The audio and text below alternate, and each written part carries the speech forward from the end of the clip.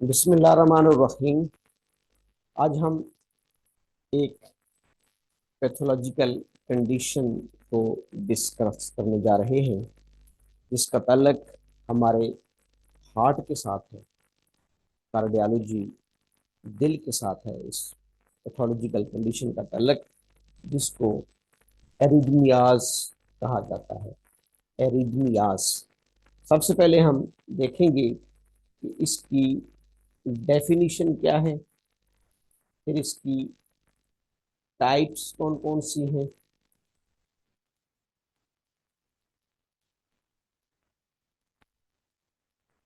फिर इसकी हम टाइप्स को देखेंगे, फिर हम इसके काजेस को देखेंगे, वजूहात को, साइन एंड सिम्टम्स को देखेंगे, और ब्रीफली होम्योपैथिक ट्रीटमेंट पे भी हम बात करेंगे।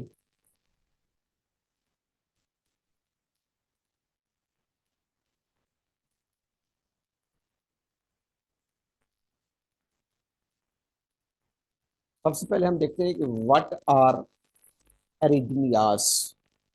व्हाट आर एरिथमियास के एरिथम या एरिथमियास क्या होते हैं। ये बेसिकली ग्रीक जुबान के दो अल्फाज का मजमूआ है। ए ए और रिदम, RHYTHM। ये मेडिकल में जहां भी आएगा इसका मतलब विदाउट, एब्सेंट, एबनॉर्मल, लैक यानी कमी, डेफिशिएंसी, नेगेटिव, ये सारे मीनिंग इसमें आते हैं। Without, abnormal, lack. दूसरा लफ्ज है रिदम। रिदम का मतलब होता है pattern of beats. Pattern of beats यानी हमारा हार्ट एक एक मखसूस पैटर्न में बीट करता रहता है, जिसको हम रिदम कहते हैं। पैटर्न ऑफ बीट्स एक खास रिदम में वो बीट करता रहेगा। तकरीबन 1 मिनट में 72 से लेकर तकरीबन 90 बीट्स पर मिनट तक हमारा हार्ट बीट करता है। लेकिन वो एक खास यानी एक खास वक्फे के बाद ऑन एंड ऑफ होता है। एक खास इंटरवल के बाद सिस्टोल और डायस्टोल, सिस्टली एंड डायस्टली में जाता है। तो इसको हम रिदम कहते हैं, रिदम। जब ये रिदम आउट हो जाता है या एब नॉर्मल हो जाता है, यानी हार्ट बहुत फास्ट हो जाता है या बहुत स्लो हो जाता है, या उसकी कुछ बीट्स आउट ऑफ पैटर्न हो जाती हैं, तो इन तमाम कंडीशंस को फिर ए इर्रिदमिया कहा जाता है। इर्रिदमिया यानी abnormal lack reference to the pattern of beats. अगर हम इसकी प्रॉपर डेफिनेशन करेंगे तो arrhythmias are abnormal heart rhythm, abnormal heart rhythm that occur when the electrical signals in the heart do not work properly। जैसे कि हम जानते हैं हमारा हार्ट दो किस्म की एक्टिविटीज कर रहा होता है। एक को कहते हैं इलेक्ट्रिकल एक्टिविटी, इलेक्ट्रिकल एक्टिविटी, और दूसरी होती है मैकेनिकल एक्टिविटी। इलेक्ट्रिकल एक्टिविटी हमारे एस ए नोड से, साइनोएट्रियल नोड से electric current, electric potential generate होती है। फिर वो दोनों एट्रियम्स में पास होती है, फिर एवी नोड, और एवी नोड से वेंट्रिकल में वो पास ऑन होती है, वेंट्रिकल्स के तमाम मसल्स में। तो इस एक्टिविटी को हम इलेक्ट्रिकल एक्टिविटी कहते हैं, यानी इलेक्ट्रिक करंट का एस ए नोड से, साइनोएट्रियल नोड से जनरेट होकर तमाम प्रॉपर पाथवे से गुजरकर एंड तक जाना, और उसके बाद फिर ऑफ हो जाना, जिसको हम डायस्टोल या डायस्टोली कहेंगे या ऑफ कहेंगे। फिर वो एक मखसूस टाइम के बाद, यानी एक कार्डिक साइकिल का अपना एक मखसूस कार्डिक टाइम होता है, तकरीबन 0.87 सेकेंड। तो उस पूरे एक वक्फे के बाद, एक इंटरवल के बाद फिर दोबारा नेक्स्ट साइकिल स्टार्ट होगा।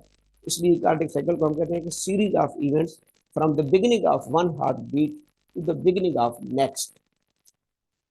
तो अगर तुझे हार्ट अपने एक प्रॉपर रिदम में बीट करता रहे तो दिस इज अ नॉर्मल, और अगर इसका ये पैटर्न ऑफ बीट्स आउट हो जाए, एबनॉर्मल हो जाए, तो फिर हम इसे कहते हैं इर्रिदमिया। इर्रिदमिया जिसमें इलेक्ट्रिकल सिग्नल्स, हार्ट की इलेक्ट्रिकल एक्टिविटी डिस्टर्ब हो जाती है, इलेक्ट्रिकल सिग्नल्स डिस्टर्ब हो जाएंगे, तो ये कहलाएगी इर्रिदमिया।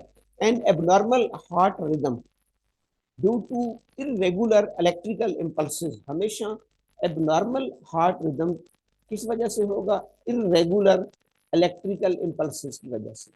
इरेगुलर इलेक्ट्रिकल इम्पल्सेस, जैसे कि हम जानते हैं कि नॉर्मल हार्ट रेट, पहले हमें नॉर्मल का पता होगा तो हम एबनॉर्मल को जज कर सकेंगे। नॉर्मली हमारा हार्ट, इसकी एक वाइड रेंज है, 60 to 100 बीट्स कंप्लीट करता है 1 मिनट में। यानी इसका पैटर्न ऑफ बीट्स ये होता है, इसका रिदम ये है कि वो 1 मिनट में एक मखसूस कार्डिक टाइम, मखसूस इंटरवल के बाद ऑन ऑफ हो, डायस्टोल सिस्टोल करे, और तकरीबन 1 मिनट में 60 to 100 बीट्स कंप्लीट करे। 60 to 100 beats, below 60 is abnormal and above 100 is also abnormal beats per minute। अब हम देखते हैं कि जब हार्ट अपना normal rhythm, normal beat, pattern of beats खो बैठता है, तो उसमें किस किस्म की एबनॉर्मेलिटीज आती हैं, उनको मेडिकल टर्मिनोलॉजीज में हम क्या कहते हैं, उसके अंदर किस किस्म की एबनॉर्मेलिटीज आएंगी, किस किस्म की उसके अंदर चेंजेस आएंगी, और उनको हम प्रॉपर टर्मिनोलॉजी में क्या कहेंगे। तो पहली इरिथमिया की पहली टाइप समझ लें, tachycardia. Tachycardia, tachycardia abnormal fast heart rate, fast heart rate, यानी हार्ट रेट जब नॉर्मल, वही बात, 100 बीट्स पर मिनट से बढ़ जाएगा, then it is called tachycardia, और ये इरिथमिया की एक टाइप होगी। यानी इसको हम कहेंगे कि हार्ट अपना रिदम से आउट हो गया है, और आउट कैसे हुआ है कि वो अपनी अपनी इलेक्ट्रिकल सिग्नल्स फास्ट हो गए हैं, वो अपनी बीट्स को फास्टली कंप्लीट कर रहा है, तेजी से, और उसकी हार्ट बीट बढ़ जाएगी ग्रेटर देन 100। इसके रिवर्स एक कंडीशन होती है जिसको ब्रेडिकार्डिया कहते हैं, एबनॉर्मल स्लो हार्ट रेट। दूसरी कंडीशन ये है कि electrical impulses, electrical signals slow हो जाएंगे, और heart rate will be decreased from 60 beats per minute, 60 beat per minute से भी हार्ट रेट कम हो जाएगा, इसको हम कहते हैं ब्रेडिकार्डिया। अब ये दो कंडीशन आ गई, टेकीकार्डिया और ब्रेडिकार्डिया। टेकी में heart rate will be faster than 100, electrical impulses will be increased, और ब्रेडिकार्डिया में electrical signal will be decreased. एक तीसरी कंडीशन होती है जो बहुत ज्यादा अक्सर देखने में मिलती है, जिसको एट्रियल फिब्रिलेशन कहते हैं। एट्रियल फिब्रिलेशन, एफिब, इसको मुख्तसर मेडिकल में एफिब कहा जाता है, एट्रियल फिब्रिलेशन। एफिब ये क्या है? Atrial fibrillation, AFib is a rapid irregular heart rhythm caused by disorganized electrical signals in the atria। यानी बात फिर वही, इसमें भी इलेक्ट्रिकल एक्टिविटी आउट होगी, इलेक्ट्रिकल सिग्नल्स डिसऑर्गेनाइज्ड हो जाएंगे, लेकिन किसके? एट्रियम के। एट्रिया के अंदर जो करंट फ्लो कर रही है, दोनों एट्रियम के अंदर जो करंट फ्लो कर रही है, वो फास्ट हो जाएगी, तेजी से अपने साइकिल्स को कंप्लीट करेगी, तो उसको हम कहते हैं कि एट्रियल फिब्रिलेशन। यानी आप समझ लें कि हार्ट ऐसे फड़कना शुरू हो जाता है। Atrial fibrillation is a rapid irregular heart rhythm caused by a disorganized electrical signals in the atria leading to ineffective atrial contraction। और उसका नतीजा क्या निकलता है कि एट्रियल कंट्रैक्शन तेज हो जाती है, बढ़ जाती है। अच्छा, एक चौथी कंडीशन है जिसको प्रीमेच्योर बीट्स कहा जाता है। Premature beats, premature beats, premature atrial contraction, जिसको हम PSCs कहते हैं, या premature ventricular contractions, PVCs, PACs या PVCs।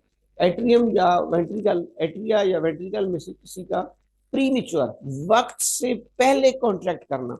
जैसे मैंने कहा कि वो तो एक लंबा टॉपिक है ECG में, कि P वेव्स, QRS और T वेव्स, तो इसकी अपनी एक टाइमिंग होती है कि कितना time P waves atrial systole, QRS ventricular systole और T जो है वो डायस्टोल को जाहिर करती है। तो P वेव कितना टाइम ले रही है, QRS कितना टाइम ले रही है, और पूरा हार्ट साइकिल कितना टाइम ले रहा है।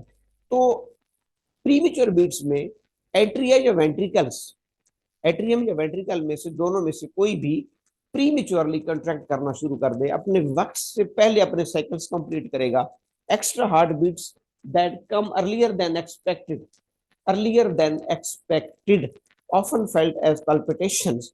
Both can cause palpitation or skipped beats. Skipped beats.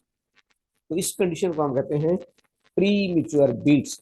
दो टाइप्स की होती हैं, पीएससीज और पीवीसीज। पीएससीज प्री मिच्योर एट्रियल कॉन्ट्रैक्शंस और पीवीसीज प्री मिच्योर वेंट्रिकुलर कॉन्ट्रैक्शंस। इसके बाद एक कंडीशन होती है जिसको वीटी या एसवीटी भी कहते हैं, सुप्रा वेंट्रिकुलर टैकीकार्डिया। अक्सर ये हमें पेशेंट्स में देखने मिलता है, SVT, supra ventricular tachycardia. Ventricular tachycardia is a fast abnormal heart rhythm originating in the ventricles। पहले एट्रियल फिब्रिलेशन का मरकज एट्रिया थे, ऊपर जो हमने कंडीशन डिस्कस की एट्रियल फिब्रिलेशन, उसका मरकज दोनों एट्रियम थे, एट्रिया थे। एट्रिया के अंदर एबनॉर्मल रिदम आ गया था, इसमें वेंट्रिकल्स के अंदर, वेंट्रिकल्स के अंदर जो है वो एबनॉर्मल रिदम आ जाता है हार्ट का। Ventricular tachycardia is a fast abnormal heart rhythm originating in the ventricles, usually over 100 beats per minute. It can be life-threatening if sustained, as it may lead to ventricular fibrillation and sudden cardiac arrest।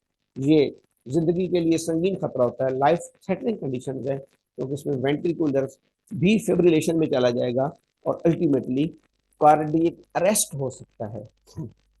तो अभी हमने रिदमियास की तकरीबन 5 types को, जो major 5 condition हैं, terminologies हैं, 5 types हैं, उनको हमने ब्रीफली डिस्क्राइब किया है। टैकीकार्डिया, हार्ट रेट का फास्ट हो जाना। ब्रेडिकार्डिया, 60 बीट से कम हो जाना। एट्रियल फिब्रिलेशन, एट्रिया की जो इलेक्ट्रिकल सिग्नल्स हैं वो डिसऑर्गेनाइज्ड होके और एट्रिया जो है वो रैपिड और इरेगुलर उसकी मूवमेंट हो जाएगी। इसी तरीके से प्रीमेच्योर बीट्स में हमने 2 बीट्स को डिस्कस किया कि दोनों एट्रियल या वेंट्रिकल टाइम से पहले कंट्रैक्ट कर रहे होंगे, और सुप्रा वेंट्रिकुलर टैकीकार्डिया या वेंट्रिकुलर टैकीकार्डिया में मरकज वेंट्रिकल होंगे, उसमें डिसऑर्गेनाइज्ड इलेक्ट्रिकल सिग्नल्स की वजह से वेंट्रिकुलर फिब्रिलेशन का चांस होता है। अब इस एरिथमिया की वजूहात क्या हो सकती है, what are the main causes of arrhythmias या एरिथमिया। इसकी अहम वजूहात में सबसे पहले हार्ट डिजीज। हार्ट डिजीज में IHD, इस्कीमिक हार्ट डिजीज, जो हार्ट अटैक के पेशेंट्स होते हैं, जब मायोकार्डियल इंफेक्शन जिसे हम कहते हैं, जिनकी हार्ट्स में कोरोनरी आर्टरीज ब्लॉक्ड होती है, तो वो IHD कहलाते हैं। Ischemic, ischemia, loss of blood supply, heart को जब ब्लड सप्लाई कम हो जाती है, टर्मिनेट हो जाएगी, मुअत्तल हो जाएगी, the condition is called ischemia, इसलिए इसको कहा जाता है IHD, इस्कीमिक हार्ट डिजीजेस। या CHD, कंजेनिटल हार्ट डिजीजेस, अक्सर हमें बच्चों में मिलती है condition. ASD, atrial septal defect. VSD, ventricular septal defect, जिसको हम दिल का सुराख कहते हैं कि बच्चे के दिल के अंदर सुराख है। ASD कंडीशन या VSD, या इसके अलावा भी PDA वगैरह, बाकी उसके टॉफ कैट्रोलॉजी ऑफ फेलो, उसके अंदर बहुत से डिफेक्ट्स हो सकते हैं, जिसको हम कंजेनिटल हार्ट डिजीज कह सकते हैं। तो पहला काज, पहली वजह इरिथमिया की IHD यानी इस्कीमिक हार्ट डिजीजेज या VHD, CHD congenital heart disease होते हैं। हाई ब्लड प्रेशर, हाइपरटेंशन भी कॉन्सिक्वेंटली लीडिंग टू एरिथमियास। अगर कोई patient most probably high blood pressure का पेशेंट है, हाइपरटेंशन का। इसी तरह डायबिटीज, डायबिटीज मेलिटस, DM के पेशेंट रिस्क पे होते हैं। कैफीन जो ज़्यादा, या अल्कोहल, एक्सेस अल्कोहल या कैफीन पीने वाले लोगों में भी एरिथमियास का रिस्क हो सकता है। इलेक्ट्रोलाइट्स इम्बैलेंसेस, अगर किसी शख्स की बॉडी में main electrolytes sodium, potassium, chlorine वगैरह एबनॉर्मल हो जाएं, इलेक्ट्रोलाइट्स डिसबैलेंस हो जाएं, इम्बैलेंस हो जाएं, तो भी एरिथमिया का चांस बन जाता है। Stress, mental stress, anxiety, stress, pressure, ये भी एरिथमिया का बायस बन सकता है। स्मोकिंग, अल्कोहलिज्म, शराब नोशी, सिगरेट नोशी, या बाजों का कुछ मेडिसिन भी इसको काज करती हैं। सर्टन मेडिकेशंस भी, जैसे बाजू का कैंसर की थेरापीज हो रही होती है या बाकी कोई स्टीरॉइड्स वगैरह मेडिसिन वगैरह, तो वो भी एरिथमिया को काज कर सकती हैं। यानी अब हमने इसकी काजेज को डिस्कस किया, तो इसमें IHD, ischemic heart disease, CHD, congenital heart disease, high blood pressure, diabetes mellitus, caffeine, electrolytes imbalances, stress, smoking, excess alcohol consumption, certain medication. अच्छा, अब हमें एरिथमियाज में साइन एंड सिम्टम्स क्या मिलते हैं? सिम्टम्स बिलखुसूस क्या अपीयर्स होती हैं एरिथमियाज के पेशेंट्स में? एरिथमिया के पेशेंट्स में पल्पिटेशन, इसको कहते हैं कि वो दिल का फड़कना, या उसको मुख्तलिफ बॉडी की जगहों से बीट्स महसूस, पल्सेशन महसूस होती है। पल्पिटेशंस होगी एरिथमिया के पेशेंट्स को। दूसरा, उसको सांस लेने में दिक्कत हो सकती है। SOB, shortness of breath, SOB, shortness of breath हो सकता है।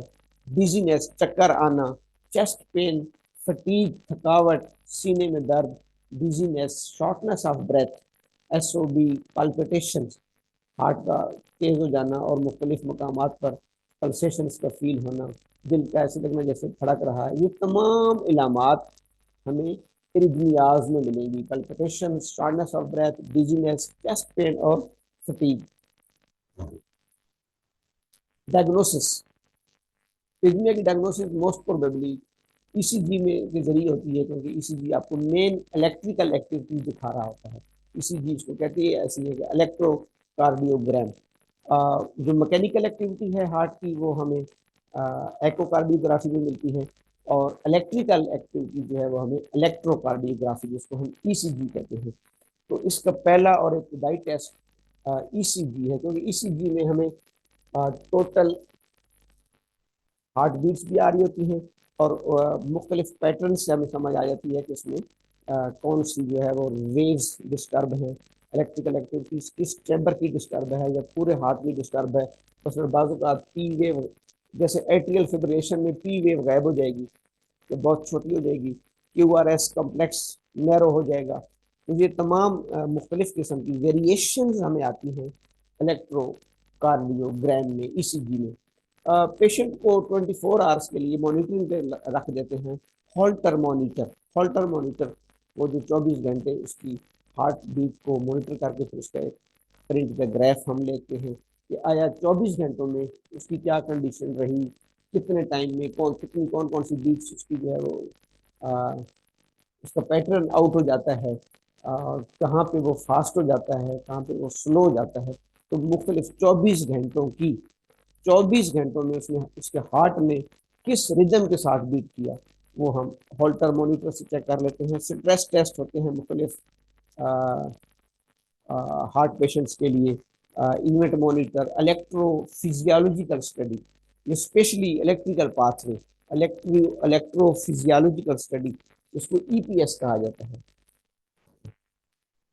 EPS, इलेक्ट्रोफिजियोलॉजिकल स्टडीज में इलेक्ट्रिकल एक्टिविटी का पाथवे पूरा देखा जाता है कि वो ऐसे नोड से जनरेट होकर उसमें एटीएल में कैसे पास हुई, फिर AV नोड तक, फिर AV नोड से आगे उसमें कोई एबनॉर्मल पाथ तो उसने नहीं बनाया हुआ, कोई एक एक्स्ट्रा पाथ तो नहीं बनाया हुआ। तो इन तमाम चीज़ों को डीपली ECG चेंजेस को फिर डीपली चेक करने के लिए हम इलेक्ट्रोफिजियोलॉजिकल स्टडी EPS टेस्ट पे जाते हैं। तो ये मुख्तलिफ लैब्स इन्वेस्टिगेशन हैं एरिथमियास की। ECG, Holter monitor, stress test, event monitor, electrophysiological study. Because we are mainly concerned with the homeopathy, as a homeopathic physician, हमें पेशेंट्स को अपनी पैथी के मुताबिक डील करना होता है। वैसे तो जैसे आप जानते हैं कि होम्योपैथी ये जस्ट वीडियोस डॉक्टर्स और स्टूडेंट्स के लिए होती हैं, होम्योपैथिक डॉक्टर्स और स्टूडेंट्स के लिए। कोई बंदा सेल्फ मेडिकेशन नहीं करेगा, नहीं कर सकता। होम्योपैथिक अप्रोच एक फिजिशियन ही इसको समझ सकता है। वो टोटलिटी ऑफ सिम्टम्स पर बेसिक हमारी फिलॉसफी या हमारी जो मेडिसिन हैं वो टोटलिटी ऑफ सिम्टम्स, टोटलिटी में फिर मुख्तलिफ उसके एस्पेक्ट्स होते हैं, constitution, causation, miasmatic background, modalities, तो उसका जो है टेम्परामेंट, फिर उसकी पैथोलॉजिकल सिम्टम्स, उसकी इनाटोमिकल लोकेशंस कौन सी इन्वॉल्व हैं, सेंसेशंस, पेशेंट्स को क्या महसूस हो रहा है, इन तमाम की बेस पे हम मेडिसिन को सिलेक्ट करते हैं। ताहम जो कुछ ग्रुप ऑफ रेमेडीज होती हैं उस पैथोलॉजिकल कंडीशंस में ज़्यादातर इस्तेमाल होने वाली पैथोलॉजिकल रेमेडीज को हम डिस्कस यहाँ कर लेते हैं। डिजिटैलिस, जिसमें slow week pulse, irregular heartbeat, especially if the person feels the heart will stop if they move. Digitalis का पेशेंट जेलसीमियम के पेशेंट के उल्ट होता है। जेलसीमियम का पेशेंट ये फील करता है कि अगर मैं रुकूंगा रुकूंगा रेस्ट करूंगा तो मेरी हार्ट मेरा बंद हो जाएगा। जबकि डिजिटैलिस का पेशेंट ये महसूस कर रहा होता है कि अगर वो मूव करेगा, यानी वो एक ही जगह खड़ा है, तो कदरे अपने आप को बेहतर महसूस करेगा। वो ये समझता है कि अगर मैं चलूंगा तो मेरा हार्ट स्टॉप हो जाएगा। जेलसीमियम, क्योंकि हमें पॉइंट ऑफ डिफ्रेंसिएशन को देखना होता है, जेलसीमियम के पेशेंट में ये फीलिंग्स होती हैं कि वो चलता रहेगा तो उस कदरे बेहतर रहेगा। वो ये समझता है कि मैं रुकूंगा, एक ही जगह पे स्टॉप करूंगा तो मेरी हार्ट बीट रुक जाएगी। तो डिजिटैलिस और जेलसीमियम को हम कंपेयर करेंगे। क्रेटिकस, ये तो खैर हार्ट टॉनिक है, palpitation, irregular pulse, heart beats, या जैसे मैंने कहा IHD, इस्कीमिक हार्ट डिजीज में अगर मसल्स बहुत कमजोर हो गए हों। सिट्रोफेंथस और क्रेटिकस बेस्ट रेमेडीज हैं। सिट्रोफेंथस वीक मायोकार्डियम के लिए, जब मायोकार्डियम बहुत वीक हो जाती है, इजेक्शन फ्रैक्शन कम होना शुरू हो जाती है, तो strophanthus is the best remedy. Cactus grandiflorus, जैसे पेशेंट्स को एक पेशेंट कहते हैं कि मुझे यहाँ हार्ट के ऊपर शिकंजा लगा हुआ है, किसी ने मेरे दिल को पकड़ा हुआ है, for a feeling of constriction, constriction, वो ऐसे कहता है कि मेरे हार्ट को किसी ने लोहे के पंजे से पकड़ा हुआ है, लोहा का पंजा जैसे नहीं होता, इस तरह की फीलिंग आ रही होती है। As if a band is tightening around the heart. एक आइटम देर है, जब भी पेशेंट्स रिदमिया में जाता है, उसका रिदम आउट होता है, उसको घबराहट होती है, एप्रीहेंशन होती है, और उस घबराहट और एप्रीहेंशन में उसको फियर ऑफ डेथ होता है। तो एकोनाइट मैंने पहले से for sudden strong palpitation with anxiety and fear of death, उसको एंजाइटी शुरू हो जाती है और उसको फियर ऑफ डेथ।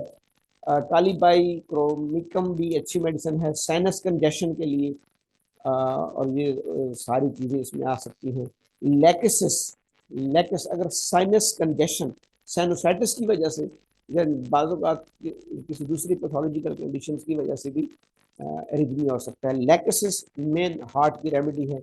हम इसको हाइपरटेंशन में भी यूज करते हैं for rapid irregular heart beat, worse on left side specially. वही हार्ट का जो लेफ्ट साइड है वो है ही लेफ्ट वेंट्रिकल, उस साइड पे उसको ज़्यादा जो है वो प्रॉब्लम महसूस होती है। Feeling of suffocation, feeling of suffocation, हत्ता कि वो अपने इस कॉलर को भी टाइट नहीं कर सकता, अपने गर्दन के इर्द गिर्द, गले के इर्द गिर्द वो tight shirt, tight collar, high neck को भी बर्दाश्त नहीं करता। जेलसीमियम को मैं पहले एक्सप्लेन कर चुका हूँ, ये डिजिटैलिस के कॉन्ट्रास्ट है। डिजिटैलिस में पेशेंट मूव करने से घबराता है, जेलसीमियम में स्टॉप करने से, रेस्ट करने से घबराता है। ये हमारी रेपरेटरी अप्रोच होती है। अब मज़ीद इसकी बारीक स्टडी करने के लिए हमें मुख्तलिफ रेपरेटरी, मुख्तलिफ सॉफ्टवेयर हम सपोर्ट कर रहे हैं, जैसे ये कंप्लीट डायनामिक्स का सॉफ्टवेयर है। इसमें हार्ट एंड सर्कुलेशन के चैप्टर में हम जाएंगे। हार्ट एंड सर्कुलेशन में यहाँ सारी ये pulse, heart beat, intermittent, every fourth beat, cactus, every fourth beat, fifth beat, nux vomica, तो second beat, seventh beat, six beat, tenth beat, तो ये तमाम मुख्तलिफ किस्म के हार्ट्स की कंडीशंस को, कंडीशंस के आगे रेपरेटरी में मुख्तलिफ रेमेडीज लिखी होती हैं। जैसे इस सॉफ्टवेयर के मुताबिक ये तकरीबन थर्ड ग्रेड रेमेडी है, और ये टॉप ग्रेड रेमेडी होती है जो ब्लू में लिखी जाती है, और जो ग्रीन में होती है वो थर्ड ग्रेड होती है, और ये सेकंड ग्रेड है। ये सेकंड ग्रेड रेमेडी है। नक्सवमिका, फास्फोरिक एसिड, स्पाइजेलिया, ये जैसे मर्क्यूरम एसिडिकम, ये टॉप ग्रेड रेमेडीज में आती है। ये इसकी मुख्तलिफ, फिर एक एक सिम्टम्स को डिटेल स्टडी करने के लिए हम लेबोरेटरीज पे जाते हैं। वहाँ हमें मजीद मजीद सिलेक्शन ऑफ रेमेडीज में आसानी होती है। ये आज का मुख्तसर लेक्चर था, जो कि एरिथमिया पे हमने डिस्कस किया। एरिथमिया क्या होता है? ए रिदम, रिदम का एबनॉर्मल हो जाना, रिदम का आउट हो जाना, रिदम का विद आउट रिदम, एक हार्ट बीट के पैटर्न का आउट हो जाना, हार्ट बीट्स का एक पैटर्न से हट के बीट करना। ये तमाम इसकी डेफिनेशंस थी। हमने इसकी मुख्तलिफ टाइप्स पढ़ी, tachycardia, bradycardia, atrial fibrillation, ventricular fibrillation, supraventricular tachycardia वगैरह वगैरह। फिर हमने इसके काजेस पढ़े, हार्ट डिजीजेस, अल्कोहल, हाइपरटेंशन, मुख्तलिफ काजेज पढ़े। फिर हमने इसके साइन एंड सिम्टम्स को डिस्कस किया, और लास्ट पे, at last but not least, at last but not least and पे हमने इसके होम्योपैथिक अप्रोच को डिस्कस किया कि होम्योपैथिकली हम इसको कैसे ट्रीट कर सकते हैं। फिर हमने रेपरेटरीज को भी देखा कि रेपरेटरीज में हमें किसी सिम्टम्स रूब्रिक की मजीद डीप स्टडी के लिए हम उसकी एक एक रूब्रिक पे जाकर उसके आगे मेडिसिन को स्टडी कर सकते हैं। Thank you. बस।